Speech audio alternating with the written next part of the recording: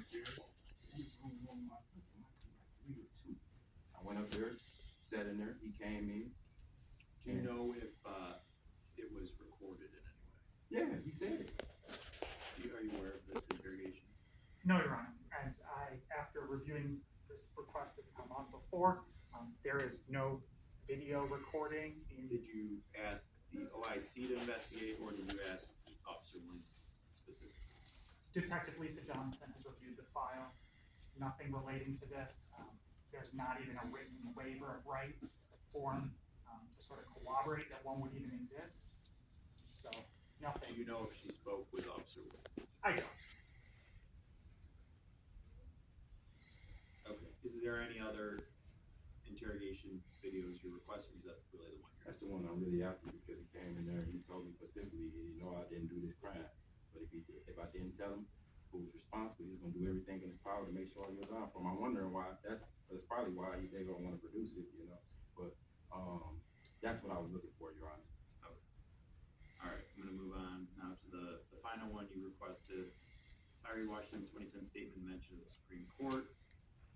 The people have stated that after their review of the court filings, they are assuming this is in reference to statements admitted during trial through Christopher Richardson about Mr. Washington, and that the reference is only 2010.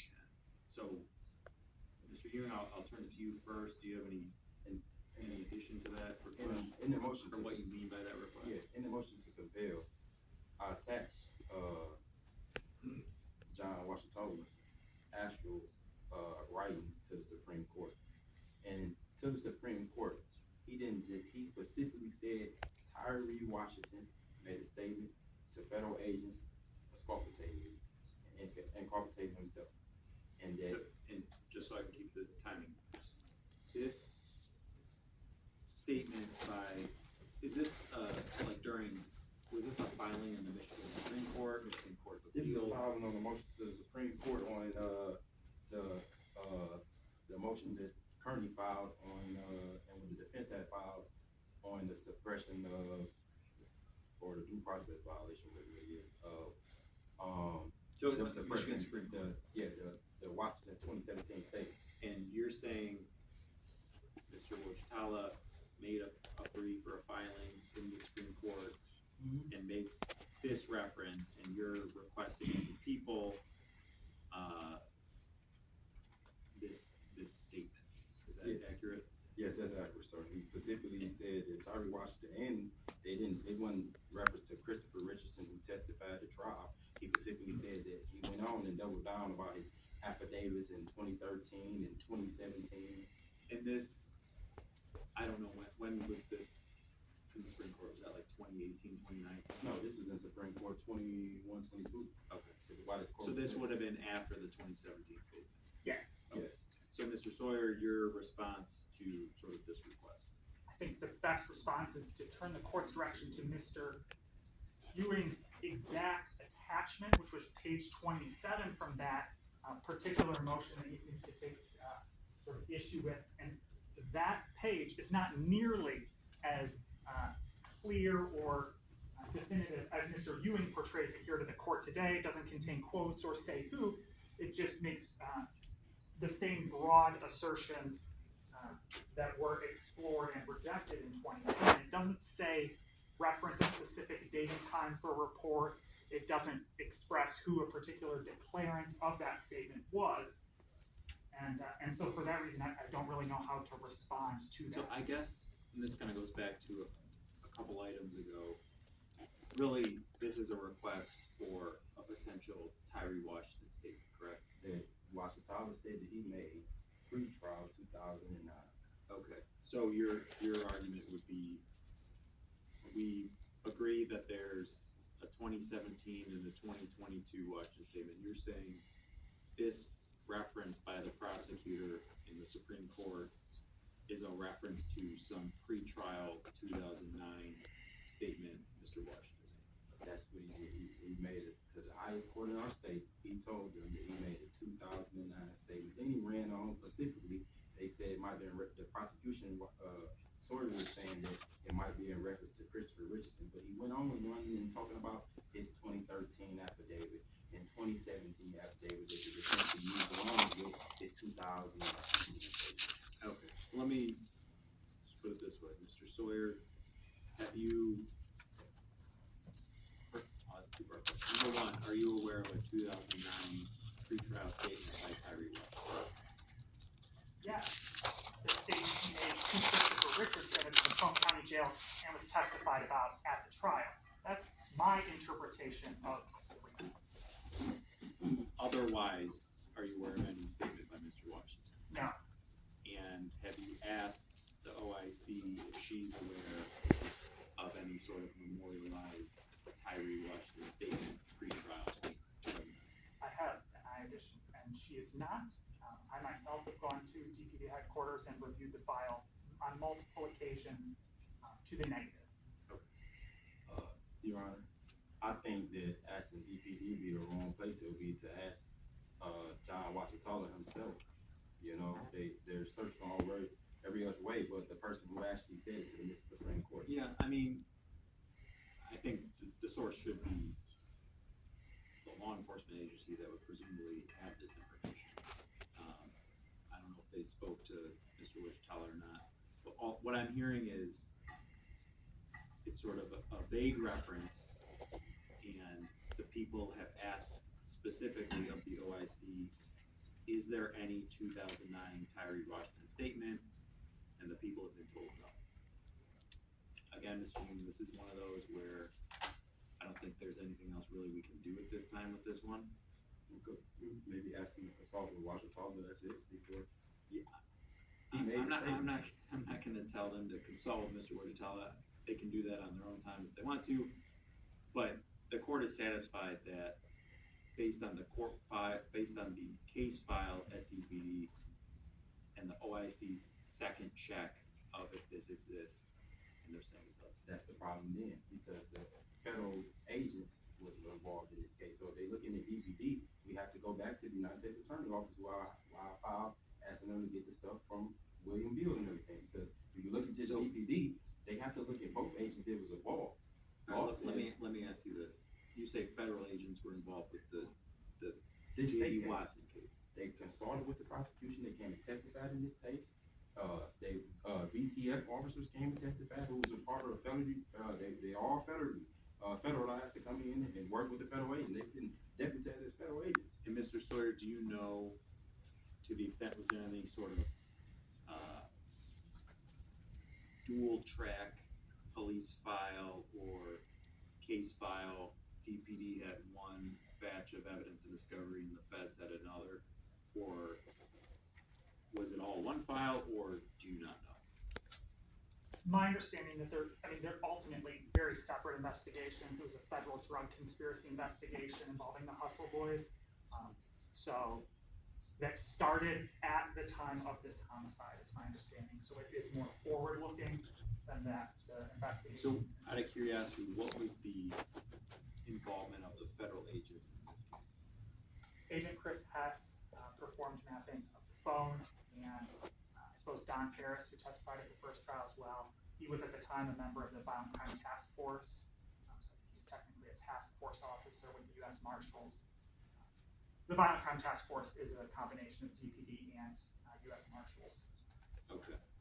And when you spoke with the OIC to look into this 2009 statement, do you know if she inquired with either of those two individuals if they knew, or what kind of response did you get? Beyond asking for if there was any memorialization of a 2009 statement of Tyree Washington, which my understanding is there is not, I have no further information as it relates to what the feds have. Well, let me say this first. The law from the Sixth Circuit said that the agent that had consulted with the prosecutor and stepped into a prosecution is considered to be a part of the prosecution. The actual agent that testified was Scott Herzog and Lori Dillon. Scott Herzog is the one who the prosecution called as a rebuttal witness to Christopher Richardson to come and clarify what he told federal agents about Tyree Washington and William Beal's involvement. So you have Scott Herzog and Lori Dillon. there's those two officers that they just named are irrelevant to the federal proceedings dealing So- with. I hear what you're saying, Mr. Ewing, but it's not uncommon in a case where, a state case, where people affiliated with a federal agency, let's say the ATF or something like that, come in and they have some expertise or they're involved in the case for some reason. That doesn't necessarily mean there's a separate and distinct case file or file of evidence that the feds keep and the state officers don't. It's my understanding, and correct me if I'm wrong, Mr. Sawyer, you have a state case, there's an OIC assigned, the OIC is sort of the master of keeping track of all the evidence in the case and coordinating with any witnesses or police officers, federal or state, to ensure that they have all the evidence and that the evidence that they have is turned over. Is that correct? Correct. And what I'm hearing is, whether it's the individuals Mr. Ewing's identified or the people have identified, are federal agents or affiliated with a federal agency that was involved in aspects of the case, but weren't necessarily like a second federal OIC or anything like that. Is that correct? Correct. So, I guess, Mr. Ewing, do you have any reason to believe, but for the fact that federal agents were involved in the case, that they have they have information about, or they are in possession of this 2009 Tyree Washington statement? Yes, because let me tell you this, we went through, it is two separate files. It was two separate files in this case. We had to go through two procedures to even get Christopher Richardson and Scott Herzog and all of them to come testify at the trial. And then they started trickling evidence down, and we just learned that during trial, during trial on November 6th, the federal government said, hey, here goes another piece of piece of evidence that Sawyer just turned concerning gas and said I was innocent. It showed that they already violated Brady because it was given a month into the trial. The trial started October, November 6th, they turned over information. Mr. Ewing, I wanna take these one at a time, so I wanna focus on the Tyree Washington. Oh yeah, I am. I'm bringing it all together to show you that how it is two separate files in this case. One federally, that the federal agents controlled under the TUI proceedings, and the court was. You say that's the federal case itself, though. No, that's the state case. We invoked TUI procedures for them to turn over all federal information because there was an ongoing investigation going on with the Hustle Boys, where they actually came out and it was an indictment in that case. But the whole fact of the matter is that it is two separate files. That's why we have to do two procedures. In fact, the OIC, that's why this pulled this out. The OIC invited made a trial, testified that he didn't even know nothing about the federal information. At trial, he didn't know that only Cam Towns knew. This is what he said on the stand. So to say that the OIC might have all the information, that's inaccurate, Your Honor. The OIC Diablo Williams testified on the stand that he didn't even know about the federal investigation or any disclosures. Okay. Any response to that, Mr. Sawyer? Nothing further from you. Okay. All right, so there's a couple items on here that I would say are unresolved. Most of these are resolved. Specifically, the William Beal federal stuff, subsection B. The recording of the sign to Dodson and William Beal, and this last one we just did, the 2009 Tyree Washington stuff. The rest, from what I can gather, has been sort of resolved. Okay, I'm gonna hold that to the side for now. So that's with respect to the motion to compel. Is there anything else before I move on to our other stuff on the February motion to compel and the people's response status report and Mr. Ewing's response to that status report? Anything else at the moment, No, Your Honor. Mr. Ewing? No, sir. All right, let's, these are a little more streamlined. I know one we've taken care of with respect to the cell phone inspection that's been resolved. We have a plan for that.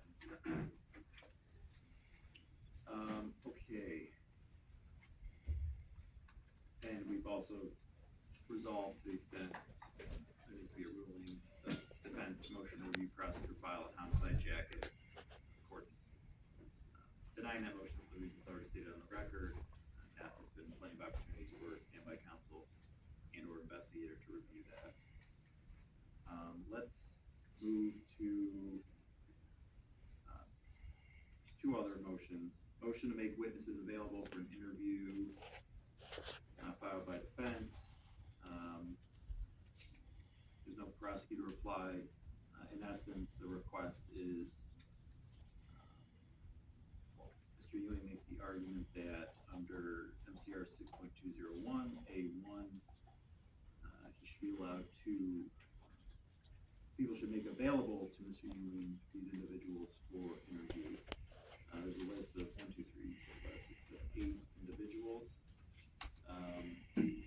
So, a couple things. The court rule itself, I guess, Mr. Ewing, do you have anything you want to add to this motion? Yes, I have filed this motion to make these witnesses available because specifically, I know that Tyree Washington wrote these people a letter. The prosecution said they don't know what anybody done. To actually effectively cross-examine these witnesses and call them for trial, we need to know what happened, what did, who did what, when, and where, you know what I mean? And one thing I know that one of them was the former DPD chief, James Craig, and I've seen him. He believes in innocence and he's don't have any options, so I know he will actually come and testify to the defense for and tell us what happened or be interviewed what he did with the letter that he wrote, because he went on TV, Fox 2, let it rip, and said, hey, I'm out for getting it right. You know what I mean? So I filed a motion to make these witnesses available since the prosecution won't tell us anything about when did they get these letters, what did they do, who did what. Okay, so with respect to this motion, Mr. Sawyer, do you have anything in response? I suppose these specific witnesses are, the prosecution will provide reasonable assistance as directed by the court to produce any witnesses at trial. As it relates to sort of some of them, I suspect we will need to have an offer of proof more than just James White was the police chief of the Detroit Police Department back in 2009, 2010. But beyond that, no. Okay, so the rule itself, 6.201A1 states, in addition to disclosures required by provisions of law other than MCL 767.94A, a party, upon request, must provide all other parties. So the request is being made by Mr. Ewing to the party of the people to provide what's been requested here. In subsection 1, the names and addresses of all lay and expert witnesses whom the party may call at trial. In the alternative, a party may provide the name of the witness and make the witness available to the other party for interview. So, Mr. Ewing is making the request sort of under the second section of that sub A1. However, that is an alternative. The sort of more important piece of this is names and addresses of all lay and expert witnesses whom the party may call at trial. The party in this case being the peoples. So upon review of the people's witness list, they do not include Prosecutor Dean Worthy, former DPD Chief James Craig, DPD Deputy Chief David LaValle, and DPD Officer Anthony Reed. So I think under the rule itself, those four individuals, there's no duty of the people to provide the names and addresses of those people or to make them available for interview, because they're not people that party wishes to call. Those are people that are on defense's witness list, which is fine, and certainly would require an offer of proof before. And believe me, I'm getting to your all's witness list at the end of this, because we have to have a serious discussion about this. There's absolutely no way everyone that you all are endorsed and think you're going to call to trial are going to come testify. But we'll get to that at the end. So with respect to those four requests, the court doesn't find there's any duty of the people to provide that information to Mr. Ewing. There are, with respect to FBI agent Matthew Allen, TFO Kareem Wheeler, FBI agent Royce Hill, and police officer Lori Dillon. Those four are included on the people's witness list. And so the people under the rule would be required to provide the name and address of these four individuals. I know at least for Lori Dillon, upon review of people's witness list, that address has already been provided. So it's really just Royce Hill, Kareem Wheeler, and Matthew Allen that I think it just says care of DPD or something like that. So I believe under the court rule, the names and the addresses should be provided to Mr. Ewing. Do you understand that, Mr. Sawyer? Yes, Your Honor. Are you following the logic on that? And Judge, what were the witnesses you said? Matthew Allen, Kareem Wheeler? Royce Hill. Go ahead, Mr. Ewing. This is the thing, Your Honor. I filed that motion specifically because I didn't want these people addresses at first. I thought it was going to be something hassle with you having these federal agents and elite government officials addresses, but due to the fact that the prosecution failed to actually consult with these people and say who did what and when and where, I have by the necessity to file this motion, and under MCL 767.40, the prosecution has a duty to assist us in processing these witnesses and contacting these witnesses. Despite that, so that's why I put it Right, on and that duty is to be. And Your Honor, I guess I'm not even sure what he wants them for. They're included on police reports, so that would document what they did. I'm not Look, exactly sure what he's this looking is- for, this but is- we will make them available. All right, Mr. Baker. one thing, Your Honor. Go ahead. Tyree Washington wrote all these people a letter. This is James Craig's letter, confessing to his actions, asking please help us bring justice to this case. You're getting into offers of proof on why people you may want to call to testify, why you want them to be called. Right. I'm not dealing with that question right now. I'm dealing with the list of people you requested to be presented for interview. Right. Under the court rule, as I've already stated in rules, the people are to provide you with the addresses of Matthew Allen, Kareem Wheeler, and Royce Hill. Roy Dillon has already been provided. Kim Worthy, James Craig, David Lavelle, Anthony Reed are not on the people's witness list. They're not required to provide you with that information. They're on your witness list, so really it's on you to sign these people if you But want. on MCL 767.40, they're supposed to assist the defense in processing these witnesses. Okay. All right. Then I guess But I'm good. if you want to do this now, if you want to give me your offer, I'm gonna wait. We're gonna do the witness list all at once, so we will get back to that issue. All right, that's the ruling on that one. The last motion I see is the motion for an order subpoena documents and materials. Again, the people did not respond. The gist of this motion by Mr. Ewing is that I believe, defense has received information about Andy Sawa, prior roommate, Mr. Washington, at one of the MDOC facilities, or I don't know if it's a federal facility. And that defense wants subpoenas for a list of all other Tyree Washington roommates, all Tyree Washington phone calls, all of Mr. Ewing's phone calls, jail calls, and then a bunch of raw footage from these entities. Do you have anything to add to that, Mr. Ewing?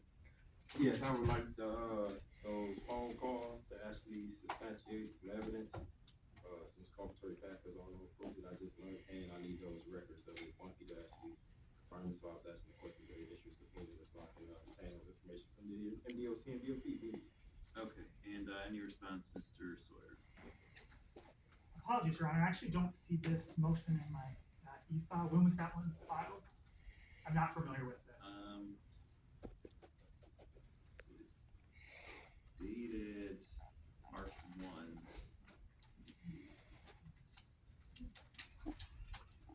Probably came in a couple days later on e-file. I think we filed it like the 13th or 12th.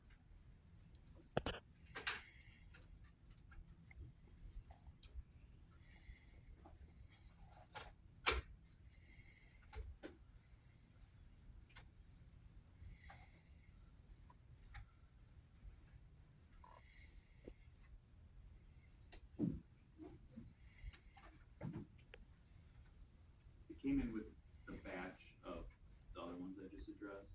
I think they all came in on March 4th, but I'm double checking.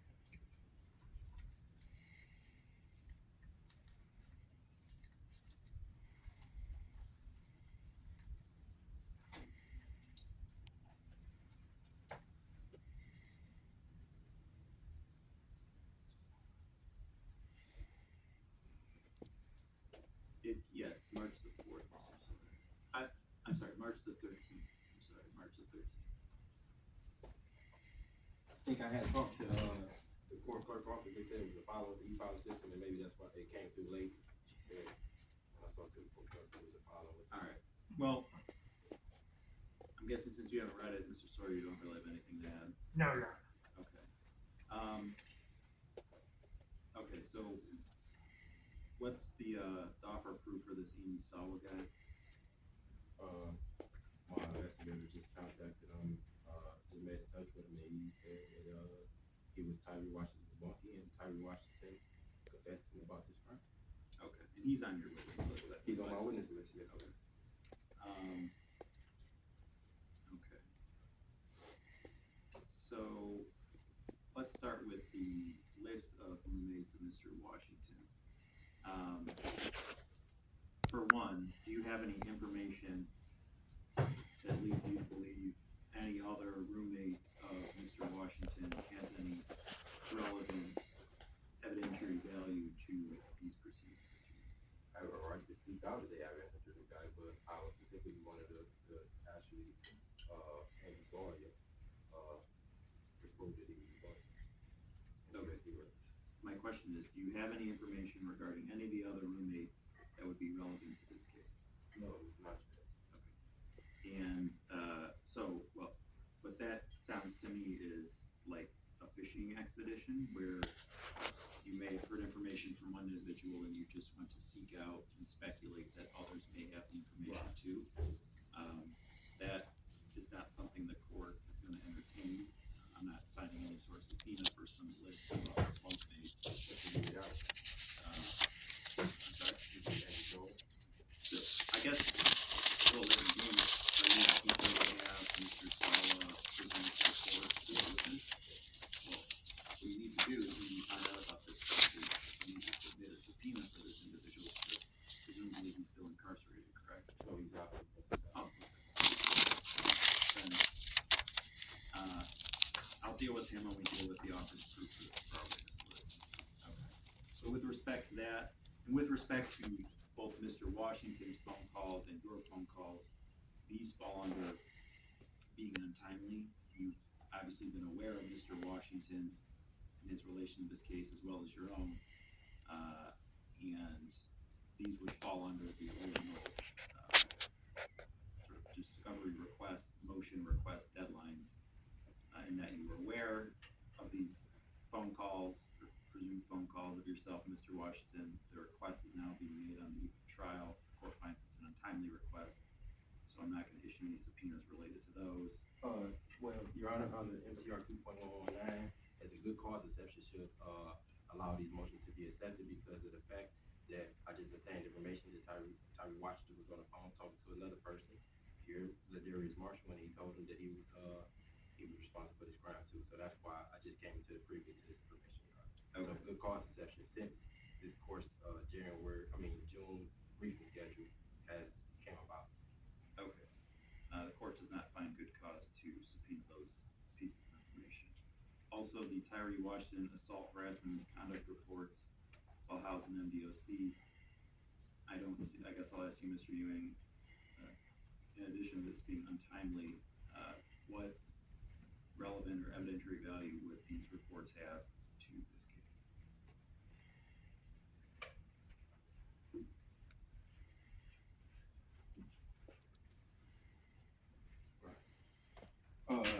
Due to the fact of this new video that the prosecution just turned over, it would help us, and due to the fact that maybe he might have been threatened or coerced or pressured or assaulted, anything. So that's why. Again, that's a lot of mights and maybes.